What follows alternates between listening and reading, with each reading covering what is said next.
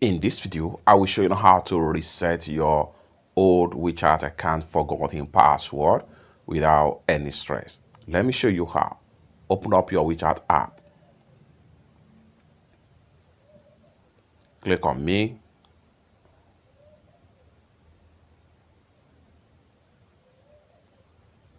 Click on Settings.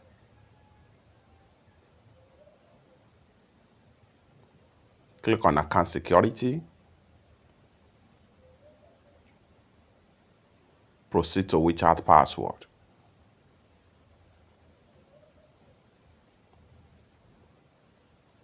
Go ahead and click on Forgotten Old Password.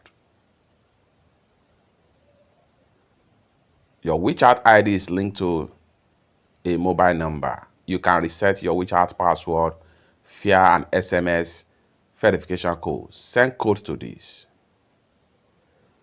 Once you click on send code to this, a code is going to be sent to the mobile number that you use to register your WeChat account. Once you receive the code, enter the code and click on OK.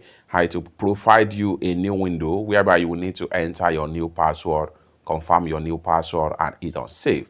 You are done. You can now log in with your new password into your WeChat account. It's that simple.